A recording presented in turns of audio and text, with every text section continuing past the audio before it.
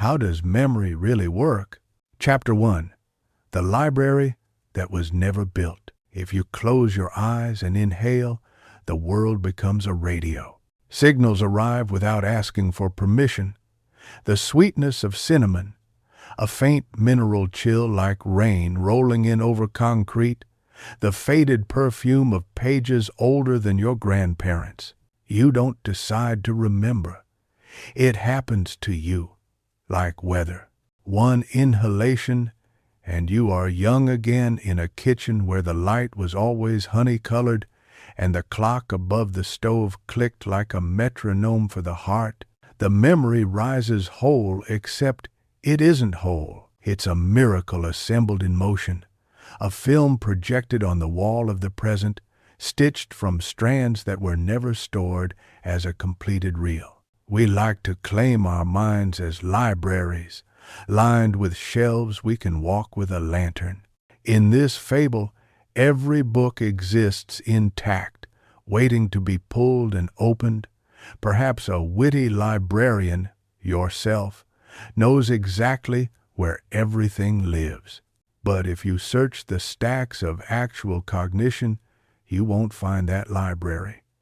You'll find a workshop. You'll find a city mid-construction, scaffolds trembling in the wind, forklifts whirring, hand-painted signs that begin with "under repair." Memory is not the warehouse of our past. It is the factory of our next thought. How does memory really work? Let us begin where all reliable stories begin, by undoing the myth. Memory is not a recording device. Memory is an act. Each time you remember, you rebuild. The blueprint comes from distributed traces, tiny, physical changes in the brain's networks, and the construction crew is made of attention, emotion, expectation, and the present problem you're trying to solve. What you call a memory is a negotiated truce between what happened and what matters. The stage and its lights. Before the workshop, there is a stage, a place at the front of mind where the present is shaped into a performance. Psychologists call it working memory. It's small, not in importance, but in capacity. You can keep only a few items in the spotlight at once. Change the lighting, and the cast forgets its lines. To hold more, humans invent a trick called chunking. 7 raw notes become 1 melody. 12 letters become 3 words. A mess of facts becomes a story. The show runs courtesy of the prefrontal cortex, the conductor who does not play an instrument, yet decides when the violin should enter or when the timpani must hush. When you rehearse a phone number while weaving through traffic, when you imagine a sentence before you say it out loud, you are pulling levers backstage, raising and lowering mental curtains in time with an invisible metronome. But working memory is only the stage. Where do the props come from? Where does the script live between rehearsals? For that, the brain relies on something like a city's index of addresses. The hippocampus, nestled deep in the temporal lobe like a curled seahorse, assigns coordinates to experience. It doesn't store everything you remember, it stores how to find it. When you visit a new place, cells in the hippocampus fire as if they carry tiny compasses, a map set that says, "You are here." When you fall in love, or burn your hand, or learn the taste of cinnamon, the hippocampus tags these scenes and their actors where you were when it happened, how the air smelled, so that one day, prompted by a whiff of spice or a knock at a door, you can reconstruct the room you haven't stepped into for decades. Of sparks and bridges. To remember anything longer than a distracted heartbeat, brain cells must change their relationships. The simplest explanation is the oldest. Cells that fire together, wire together. It is a metaphor of sparks that is also a mechanics of bridges. Every experience that matters tweaks the strength of the connections between neurons. Some bridges become wider and carry more traffic, potentiation. Some are narrowed to a meandering footpath, depression. The result is an altered landscape of roads and shortcuts, neighborhoods that discover each other, cul-de-sacs walled off because they now lead nowhere useful. Your memories are inscribed into this shifting cartography. They are not pins on a map, but the way the roads bend. What counts as matters. Surprise, novelty, emotion. Boredom is enemy to long-term remembering because it convinces the mind that nothing is new and therefore nothing means survival. But anything that changes the odds, an unexpected laugh, a risk, a face that may become important, sends out signals. Dopamine to stamp worth it, norepinephrine to stamp urgent, acetylcholine to stamp learn now. These neuromodulators don't encode a scene, they color its borders. They say, pay attention. They say, don't lose this one. Encoding is not copying a file to a disk. It is more like weaving a tapestry whose threads are borrowed from other tapestries. When you encode your first day of school, you don't save a pristine movie. You knit together the smell of chalk stolen from every chalkboard you've ever met, the pattern of your mother's dress, stitched from all dresses she wore, the quiver in your stomach from every waiting room and every test. New experiences bind to older ones. That is why remembering never comes pure. It arrives blended with what you already believe about the world. The night shift. If the hippocampus is an index and synaptic change a craftsman's hammer, then sleep is the night shift that makes the city livable. While you sleep, especially during slow-wave sleep, your brain replays recent experiences in miniature, like a theater running yesterday's scenes at double speed. Little bursts of synchronized activity ripple across the cortex. The hippocampus whispers to the neocortex, those broad swaths of gray matter involved in meaning and sensation. Here's what we learned. Here's where it fits. This is consolidation, the gradual migration of memory from fragile to resilient, from immediate to enduring. The hippocampus retains its index role, particularly for episodes that remain detailed and vivid, but the heavy furniture gets distributed throughout the house. Dreams? They are not simply the cinema of idle neurons, though they can be that too. They may be the mind's way of testing blends. It tries costumes on stories. It splices a fear into a memory of a hallway to see what escapes. It blends your high school hallway with a dim Roman church you visited once. It puts a tiger on your principal's chair because all those experiences carry a similar felt contour, power, rule, the animal in the room. You wake with nonsense that turns coherent hours later when a problem suddenly dissolves, as if the solution had been varnished onto it in the dark. The company of errors. If memory were a library, most of its flaws would be tragic. Dropped pages, missing indexes, a flood in the basement. But memory is a workshop. Its flaws are tools out of place, a saw where a hammer should be, a seam that doesn't quite line up with the hem. The errors are not accidents, they're the price of speed and creativity. The brain privileges pattern and gist. You are better at remembering the story than the transcript, the melody rather than the exact intervals.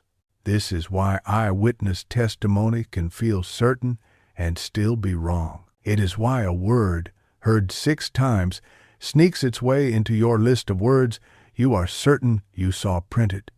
Your brain extracted the theme and rebuilt the details to suit it. Every retelling is a re-encoding.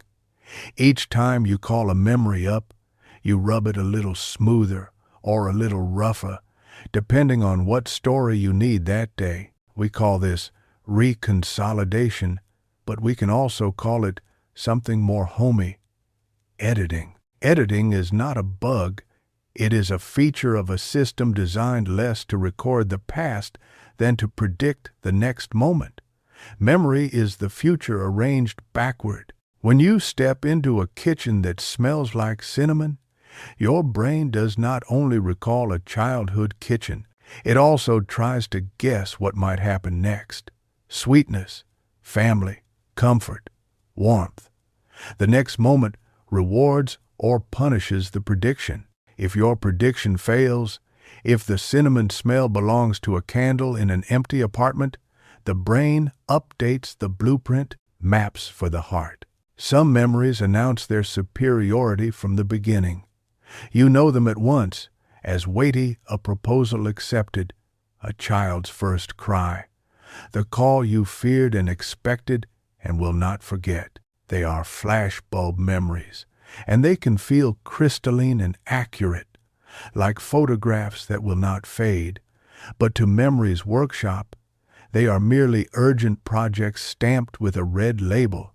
The amygdala, our constant sentinel for salience, partners with the hippocampus and stamps, do not lose across particular files. There is a cost. These memories are vivid not because they are faithful, but because they are meaningful. Every retelling wraps another thread of feeling around the same post. The colors intensify even as details drift. Under stress, this system can become a prison. A smell, a sound, a corner of a street can yank a person by the collar back into a hallway of fear. The brain's predictive engine misfires. It sees the past stamped over the present. It prepares for danger where there is none. Yet even here, memory stays plastic. The very fact that recalling a memory reopens it for editing is the mercy. Under safe conditions, you can revisit the hallway with new company, alter the story, knit in different endings. The mind cannot delete a scene, but it can annotate it until the old conclusion grows less persuasive. Hands that learn without words. We think first of stories. The day we met, the time we fell, the winter we were poor and brave. But there are other forms of memory that speak without words.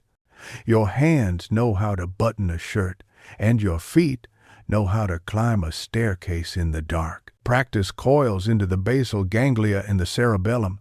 They assemble the choreography of skill from 1,000 almosts, and make of it a certainty. You did not learn to ride a bicycle by memorizing a paragraph. You learned by wobbling, by falling, by thousands of tiny calibrations that became a quiet, steady balance. Once embedded, these instructions are stubbornly reliable. Years may pass without a bicycle, and yet a few turns of the pedals and the body remembers what the tongue has never learned how to explain. Then there is the accumulation of meanings without attached scenes, the book of facts and words you carry everywhere. Semantic memory is a country without weather. It does not require a date or a scent of cinnamon. You don't recall when you learned that Paris is in France, or why you know the word thimble. This is knowledge dissolved into the broth of understanding, stored broadly across the cortex so that the brain can retrieve it wherever it needs at a speed that makes narrative jealous. Frames and keys. If the hippocampus is an index, it loves a good frame. People learn new information faster when it slides into a pre-existing schema, a structure of expected relationships. You can absorb the details of a new restaurant quickly because you already know the script of dining. A host, a menu, an order, a wait. The mind uses old frames to swallow new food. Then, later, a single cue turns the key. Return to the doorway of the restaurant, and your memory of the evening unfurls. Leave the city for a year. Revisit the corner where a friendship was born, and you feel the room spring back because place is a key the hippocampus forged itself. There are other keys. Your bodily state, your mood, your posture, even the time of day. Recall infiltrates through context. Study a poem while listening to rain, and a later rainstorm returns the poem to your lips. This is why test-taking advice sometimes sounds superstitious. Wear the same sweater, sip the same tea. It isn't magic, it's the mind's fondness for matching. The context couples with the content returns when the context knocks. The art of forgetting. Forgetting is not a failure. It is a choice made without your vote. The world is too large to carry whole. The brain practices thrift. It opens the door to interference. New tales overriding older, less used ones. To decay details, losing their sharp edges. To deliberate shrinkage, weakening connections that no longer forecast the future helpfully. If memory were perfect, you would drown in it. You could not walk down a street without tripping over every footstep you had ever taken there. There is mercy in mercilessness. A person can forgive because a person can forget, or at least blur the edge of exactness. And forgetting is not permanent exile. It is often just an address without a streetlight. Provide a stronger cue, a better map, and a lost scene may reclaim its place at the table. This is why reunions overflow with stories people thought were gone, why an old song can retrieve a winter night, why the smell of a jacket pocket can return the face of someone who taught you confidence. Your memory, the artist. If you ask your memory for a transcript, it will hand you a story. Stories are what this machine makes. They are compressions that make sense, summaries that travel well in the mouth. The artist sits inside, arranging your past so that you can carry it, so that you can tell it to others and make a life out of sentences. The raw material is always richer than the telling, and the telling changes the raw material, no matter. A life is not a courtroom. It is a conversation across years. There is danger, too, in how well stories stick. A false story told repeatedly becomes remarkably hard to dislodge. It recruits allies in the form of emotion and repetition. The brain nods. We have heard this before. It must be true. To safeguard your mind, practice updating your stories in the presence of new evidence. Leave margins in your narratives for additions and corrections. Teach your memory humility.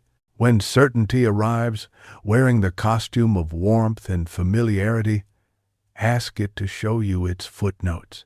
Practice spacing, retrieval.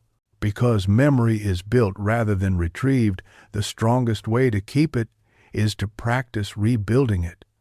Rereading makes you feel fluent, but it is like watching someone else swim and thinking you've gotten exercise. Better to struggle a little, close the book, try to recall the main ideas, write a summary from your empty hands, quiz yourself tomorrow, then again next week. Spacing is the ally of retention. The mind strengthens bridges most when it must reach across a gap. Interleaving helps. Mix subjects, and the brain learns the difference, not only the thing. Elaborate as you learn. Tie a new fact to 3 old facts, a joke, a friend's face. The knots make it harder for the rope to be pulled loose. And borrow the ancients' method of loci, the memory palace that is less palace than walking tour. Assign the first item you must remember to your doorstep, the second to the coat rack, the third to the kitchen table, and so on. Pairs of place and image become living cue cards. The hippocampus smiles. You are playing its favorite game, a person made of time. We use the word memory to point at 1,000 things: the face of a friend, the steps to tie a knot, the word thimble, the coordinates of a city, the taste of a soup, the way your grandmother's hands felt when she squeezed your shoulder before an exam. But beneath the plurality lies one purpose.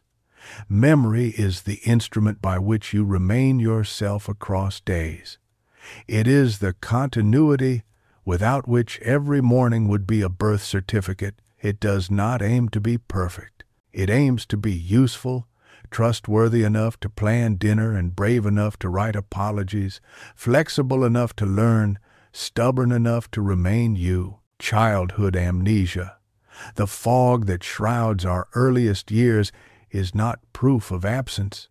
It is a record of an evolving self. You could not keep what you could not yet organize. With language came better indexing. With a narrative self came a longer runway. Your earliest days are not gone. They are dissolved into habit and preference, into the way your hands choose spoons, into the rhythm with which you look for comfort, into the angle at which you stand when the door opens. Not everything that shaped you is available to your storyteller, yet the shaping endures. Between yesterday and tomorrow, I promised you no library and gave you a workshop instead, no wax cylinder, but a city whose cranes never sleep. To understand memory is to forgive yourself for its messiness and to harness its craft. Your recall is not a verdict, it is a draft. Your forgetting is not betrayal, it is budgeting. Your most vivid scenes are not pure, they are meaningful. The past is a living document altered by every hand that touches it, including, especially, the hand of who you are today. If you want to remember better, build better. Live as if novelty is nutritious. Practice retrieving. Sleep like someone who is about to inherit a fortune. Tell truer stories and retell them carefully. Let the future you desire pull on the threads of the present, so that the tapestry you weave today will welcome your hands when you touch it again. Stand in your kitchen and breathe in. Cinnamon rides the air, and suddenly the walls widen with the room that came before. But this time you notice what you never did as a child. The pattern of cracks in the tiles looks like a river delta. The clock's metronome mimicry sets your heart steady. The window's light is less honey and more brass. You learn more about your past by letting the present teach it to you. You learn more about your future by letting the past submit to revision. How does memory really work? It works like this. You arrive, you absorb, you alter, you sleep, you return, and, returning, you build again scaffold upon scaffold, thread upon thread, until a shape appears that is recognizably yours. You carry it into the next morning, it carries you into the afternoon. Somewhere between them, the city updates its maps. The poet in you wants to say the city loves you back. The scientist in you wants to say the city is merely physics and chemistry in motion. Both are, in a way, describing the same devotion. A system so committed to helping you go on that it spends every night shaping itself around the life you are trying to live. Chapter 2. The City that Remembers Forward. You wake to the thrum of the same city as yesterday, and not the same dawn. Lays a thin copper lid on the buildings. Buses breathe at their corners. A vendor rattles the hinges of his stall. It would be comforting to say the city wakes by memory, as if a planner hands out the day's instructions. Repeat. In truth, The city wakes by prediction. The baker heats the oven because he remembers that people will want bread. The school opens because the memory of yesterday's lessons suggests tomorrow's futures. Memory does not hold the past so much as it organizes the next hour. This is the second chapter, then, about how to live with what you've just learned. Memory is a workshop, not a warehouse, a city under construction, not an archive encased in glass. If Chapter 1 unhooked you from the myth of the perfect tape recorder, Chapter 2 is an invitation to work with the system you actually have. Limited, plastic, biased toward meaning, hungry for practice, devoted to prediction, and if you treat it well, capable of beauty, the craft of attention. Every city runs on fuel. For memory, the fuel is attention. But attention has rivals. Your phone vibrates, the window flashes reflections, the mind produces a sudden itch to check a calendar. You are a creature built for noticing threats and opportunities, and the modern world counterfeits both. To build memory, you must first buy attention with intention, a small, deliberate budget that you spend on what you want to keep. This is not a moral sermon. It's physics. The brain's learning systems are tuned to salience. You can pry open the learning gates by making things matter. Turn facts into questions you need to answer. Make the material cause a feeling, even a small one. Curiosity, surprise, delight at noticing a pattern. When your mind says, "Why?" you feel the door unlatch. The neural modulators are already moving, marking the moment as keep. Start with modest rituals. Give your work a time and a place. Stand at the same corner of the city, and the city learns to greet you with the right tools. Close miscellaneous tabs. Put the phone in another room. Read to reconstruct, not to pass your eyes over words. Jot down one sentence explaining the point of the page. Ask yourself, how would I teach this to a friend? Attention and intention are siblings. Hold their hands at the same time, and you're inside the workshop with lights on. The physics of load. The stage at the front of mind working memory was never meant to carry the orchestra by itself. Treat it like a loading dock. Limit the weight. When the load is too heavy, the dock creaks, boards split, and nothing gets inside the warehouse. The trick is to compress without losing meaning. Chunking is compression. You group bits into patterns that your mind can treat as one. Note the math. 4 separate digits strain the dock less than 4 different topics. A melody is lighter than a random list of notes. A story is lighter than a heap of sentences. A concept map is lighter than a paragraph. When you learn, ask, what's the unit here? Then practice manipulating those units, rearrange them, explain them in a different order, turn them into a drawing. Learning to think in units is like learning to pack a suitcase well. The same volume can hold far more, and you can find what you need when you need it. Beware cognitive theatrics. Some techniques look impressive but buy little. Decorating your notes with the most gorgeous highlights is like painting the warehouse exterior lovely, public, and useless for storage. What strengthens memory is effortful retrieval, not decoration. Close the book. Try to recall what matters. Struggle a little. That friction is the training signal, the tug that convinces the city to pour more concrete into the useful streets. The discipline of retrieval. If there is a force that turns a fragile trace into something you can trust, it is retrieval practice. The act of pulling a memory up and making it work for its dinner. Think of retrieval as carpentry.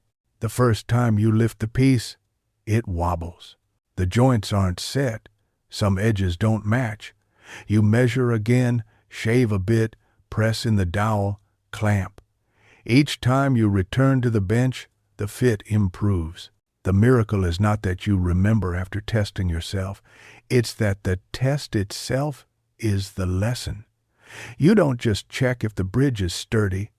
You make it sturdier by walking across it. Do this without cruelty. A test is not a verdict on your worth. It's a rehearsal for tomorrow's problem. Use small, honest cues. Explain the main idea in 3 sentences. Sketch the diagram from memory, then compare. Write down 5 examples. What would make this fact false? Each retrieval is a reconnaissance mission and a construction task in one. You learn what you know, what you do not, and where the scaffolding needs reinforcement. The geometry of spacing. Your mind likes time intervals the way bones like repeated stress. They get stronger between sessions of use, not during one long strain. Spacing is the mathematics of enough forgetting. Wait long enough that pulling up the idea takes effort, not so long that you must rebuild from rubble. This sweet spot changes with familiarity. New roads need frequent traffic. Older roads hold their shape with less attention. You can approximate spacing without a spreadsheet. Review today, tomorrow, a week from now, a month from now. If you prefer tools, use a system that schedules reviews based on performance. Missed items return quickly. Mastered items retreat to a horizon where they won't get in the way. The principle is simple. Do not fill the same hole with the same shovel again and again in a single day. Let the soil settle, then tamp it down. Spacing respects the city's schedule for pouring and curing. The power of interleaving. When you practice the same kind of problem repeatedly, your brain grows adept at recognizing a single cue and applying a single move. It is efficient in the short term and brittle in the wild. Life rarely presents neat labels. Interleaving mixes categories, algebra among geometry, portraits among landscapes, scales among pieces of music. The chaos feels unkind. The city complains.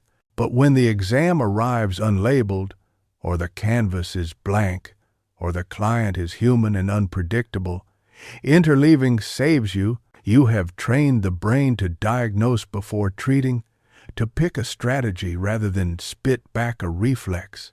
Interleaving also enforces meaning. When you compare similar ideas side by side, contrast the arteries of 2 species hearts, the rhetorical arcs of 2 essays, the cadence of 2 drum patterns, you are teaching the brain the shape of difference. Memory thrives on structure, and structure is difference arranged for use. The alchemy of elaboration. When you elaborate, you pin a new idea to several old ones. You sew, knot, weld, splice. Ask why, and then why again. Tell a story that includes the fact. Tie the concept to a smell, a face, a place, a small joke. If you can teach it, you can keep it. If you can relate it to 3 things, it has 3 anchors. This is not eccentricity. It's architecture. The hippocampus wants cross streets and intersections. The more ways in, the more likely you'll find the address on a rainy night when you are tired and need it. Mnemonic devices, absurd images, rhymes, acrostics are not childish. They are prosthetics for the mind, crutches that let you walk further while the leg is still healing. Use them as ramps into meaning. Don't stop at the trick. Cross into understanding. The absurdity sparks attention. Comprehension keeps it. The palace and the map. The method of loci, the memory palace, sounds like a parlor trick until you need to remember a long sequence with few natural anchors. A set of legal clauses, a TED Talk, the order of cranial nerves, a sales deck's narrative arc. Build a route through a place you know well, your childhood home, the walk from the subway to your apartment, the market street your feet could find blindfolded. Place each item as a vivid, ludicrous image at a landmark along the route. Walk it until it feels normal to see mitochondria boiling like soup on your hallway table, or Article 4 wearing roller skates down your stairs. The palace works because it borrows the hippocampus's favorite key to retrieve things that lack their own keys. You are not memorizing the world, you are laying a temporary railway to ferry cargo across town. For transient sequences, this is magic. For lasting knowledge, let the palace do its work early, then retire it and allow meaning to take over. Palaces are ferry boats. Understanding is a bridge. The night economy. Sleep is not idleness. It is the city's night economy. When new roads are paved and yesterday's deliveries are logged and little streetlights are installed where there were shadows. Treat sleep with the respect you would a craftsman who works only after you have left. Set the hours. Protect the workshop from intrusion. Keep the air clear of stimulants near closing time. You cannot bribe the night crew with coffee. Their wages are regularity and darkness. If you are learning, sleep is non-negotiable. If you are healing, doubly so. In slow-wave sleep, the city runs consolidation. In REM, it runs simulation. Dreams test contingencies, search for patterns, highlight anomalies. Write down the strange solution that arrives in the morning. That is not superstition. It is gratitude to the shift that stayed late to assemble your insight. Emotion as foreman. The amygdala is not a siren forever screaming danger. It is a foreman with a clipboard, noting what matters. Emotion amplifies attention and stamps learning with stay on forever ink. Harness this with gentleness. Add stakes to your studying without adding threat. Turn concept checks into games, friendly competitions, small bets. Build projects that someone else will see. Set a date to explain the idea to a person you respect. If you connect a fact to a face, a skill to a responsibility, a lesson to your identity, the city marks the route in thicker lines. Under storm conditions, trauma, chronic stress, the foreman overcorrects. Too much norepinephrine saturates the pages with ink until the text blurs. Memory becomes both too intense and unhelpful, the map so dominated by a single landmark that it misguides you at every corner. Healing requires both safety and revision. You don't erase the landmark, you add streets around it. Exposure, reconsolidation, reframing, community, each can be a way of sketching new routes through the old neighborhood so that you can pass by without being swallowed. When memory falters, we fear forgetting because we equate it with losing ourselves. Yet, forgetting is a discipline, a clean room that keeps the workshop from clogging. Still, there are kinds of forgetting that are not kind. The creeping confusion of disease, the sudden absences after injury, the everyday fog of exhaustion, intoxication, sleep deprivation. If attention is fuel, these siphon it. If consolidation is the night shift, these send the crew home early. Remember the city model: distributed, redundant, adaptable. When one route is blocked, you can sometimes build another. This is cognitive reserve, the wealth of alternative paths you've built by reading widely, meeting different kinds of minds, learning varied skills, staying curious. Reserve does not guarantee immunity to decline. It yields resilience. The brain cannot always regenerate what was lost. It can invent detours. What helps? Movement. The city thrives when its roads carry foot traffic. Aerobic exercise grows the infrastructure that keeps cells fed and flexible. It swells the tide of molecules that tell neurons build. Novelty. Learn a dance, a language, a craft, a recipe from another culture. Each expands the map, social fabric. Friends and family are not just comfort, they are external memory and scaffolding. A conversation is a retrieval practice you conduct together. The hazard of certainty.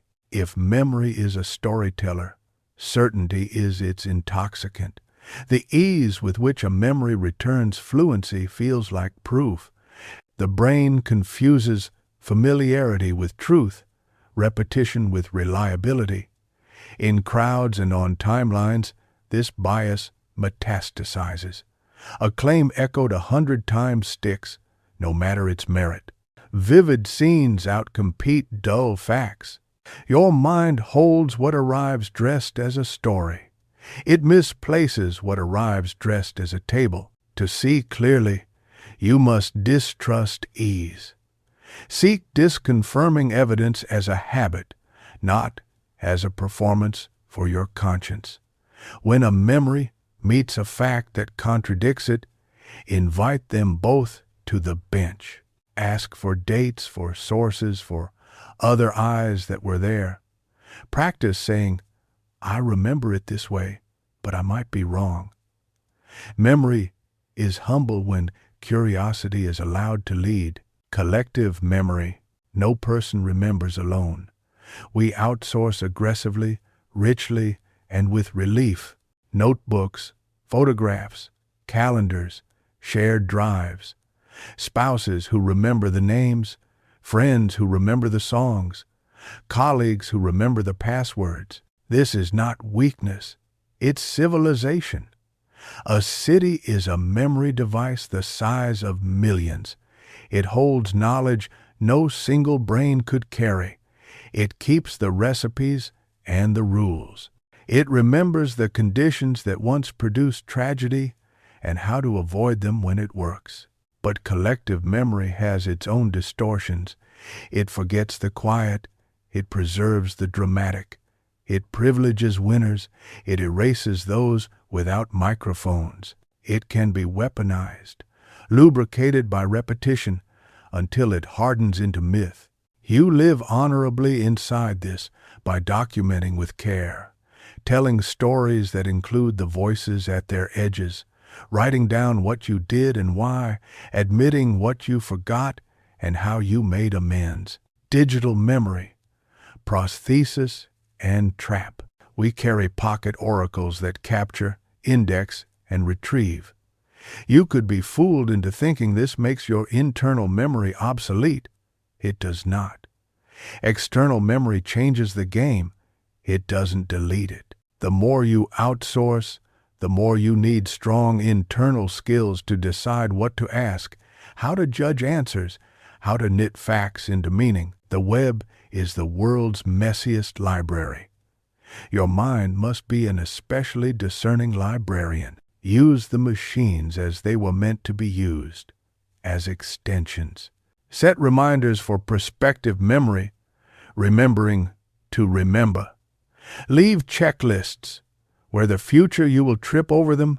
Keep a calendar ruthlessly. Automate the trivial so you can attend to the consequential. But do not trade away attention for the dopamine of novelty. The machine will sell you that transaction all day. Remember the fuel. Spend it on making and tending, not just on grazing. Prospective memory. The art of the future tense. Remembering to do something is different from remembering something. Prospective memory depends on cues time-based. At 4 p.m., send the email. And event-based. When I see Anna, ask for the file. People are worse at time cues because the future contains infinite minutes that look the same.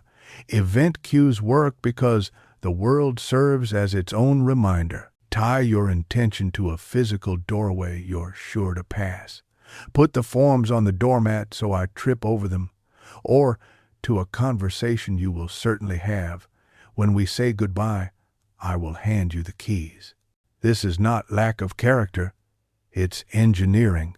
You're installing a bell at the city gate. Rituals and identity. Memory is not only about keeping what happened, it's also about becoming the kind of person for whom certain events will keep happening. If you practice the piano at the same hour every day, you are not only improving the skill, you are building a person who finds themselves at a piano after dinner. Habits are prospective memory turned into furniture. You don't decide to sit, the chair is simply there. Identity is the city's constitution. When you say, I am someone who keeps my promises, you allocate attention long before a particular promise arrives. You bias retrieval toward examples of honesty. You build a story that resists edits in the wrong direction. You are not locked in by identity. You are supported by it. You can revise, redraft, re-sign. The Constitution is meant to be amended. Ethics of editing. Earlier, we discovered that every retrieval is also a rewrite. This gives you power and responsibility. You can make a story truer by revisiting it with new evidence. You can make a story kinder by including details you erased when you were angry. You can make a story harder to weaponize by acknowledging its uncertainty. That is ethical remembering. But editing can be theft. If you retell a story about someone else without their consent, you are stealing their blueprint to build your own house. Ask permission, share drafts, let others correct your memory of them. If a community says, "This is our history," listen when they point out the missing chapters. The city that forgets its margins cracks down the middle. Learning across a life. At 20, your brain is a sapling with quick shoots and tender bark. At 40, it is a tree with thickening rings. At 70, it is a forest, its undergrowth teeming with connections, its canopy wide. The sapling bends, the forest buffers the wind. Do not envy the sapling its speed, it envies the forest its shade. Learning changes with age. Children need structure. Adolescents need autonomy with scaffolds. Adults need meaning. But the physics remain. Attention, retrieval, spacing, interleaving, elaboration, sleep, emotion, exercise, social learning, they benefit everyone. The specifics shift, the palette grows more nuanced. You injure less by seeking novelty. You can integrate with your deep past. You consolidate more by teaching. You fall in love with learning again when it serves people you love. Memory and imagination. We split the two as if they were opposites, but they are neighboring workshops with a door between. To remember is to imagine the past. To imagine is to recombine memory. Great artists and useful inventors walk through the door constantly. You can too.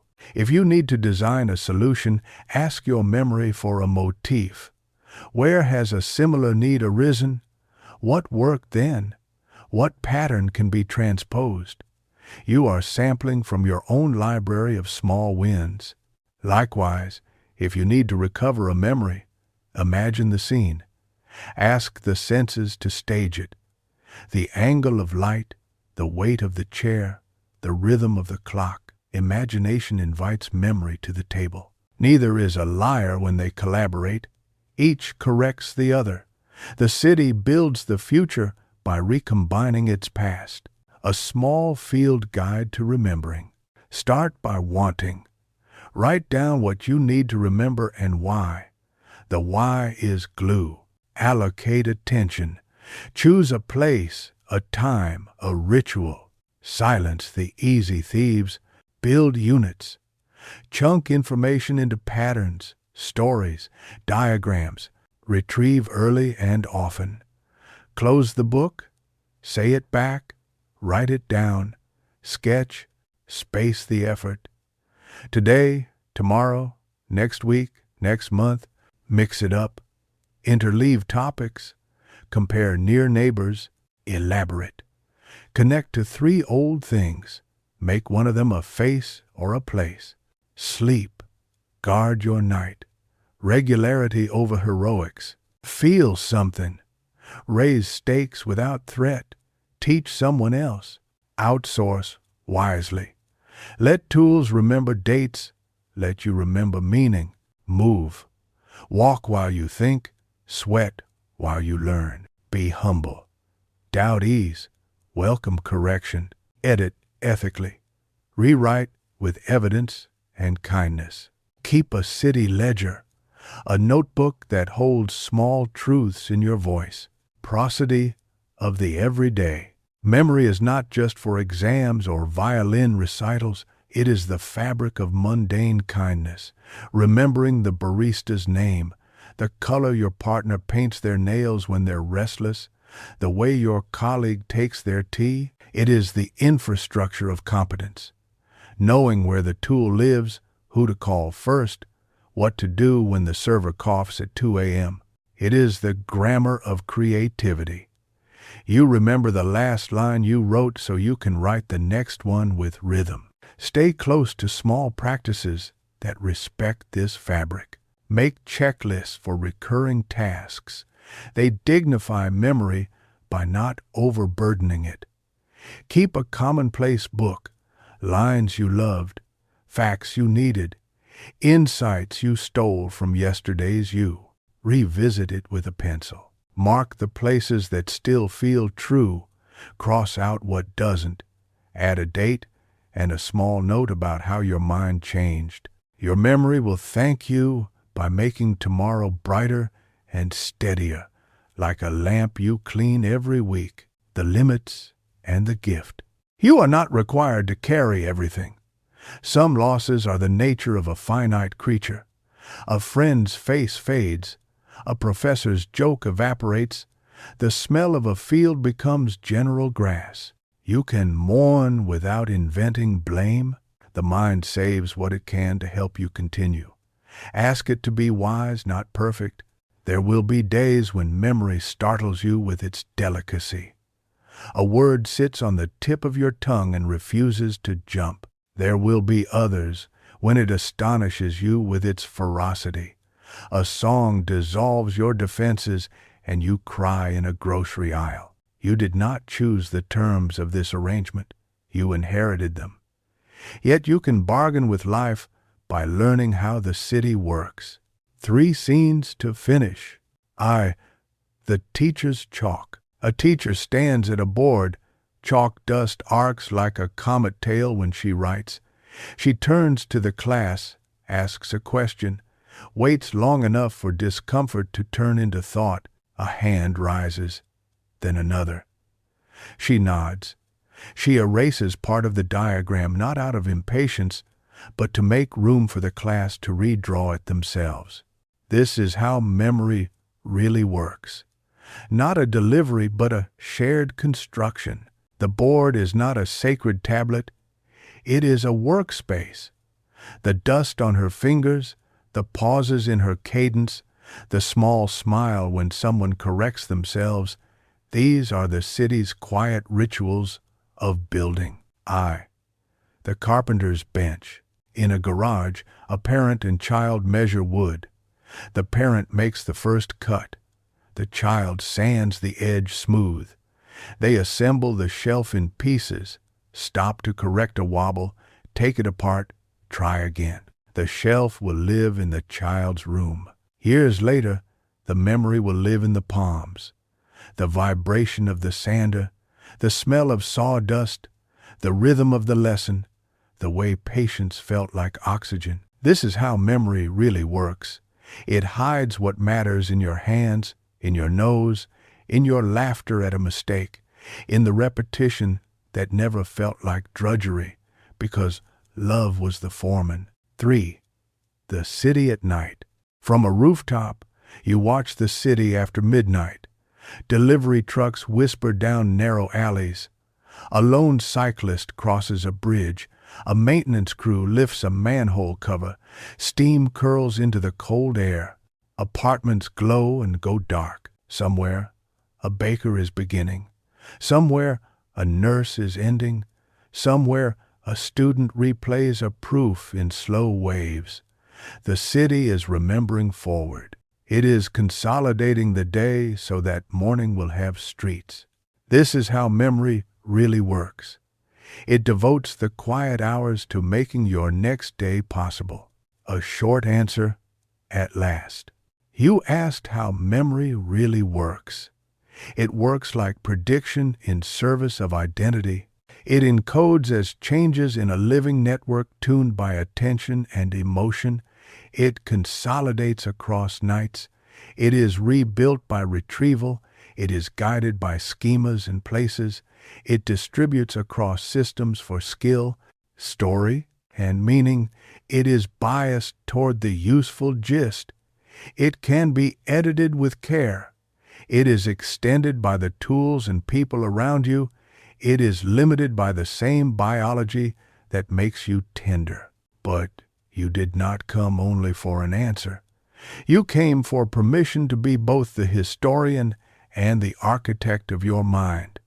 So here is the blessing.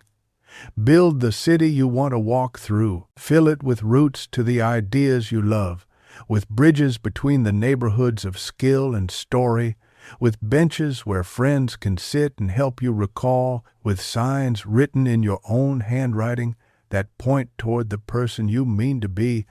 And when you forget which you will, do not despair. Walk another route. Ask a friend. Sleep. Begin again. The city is on your side.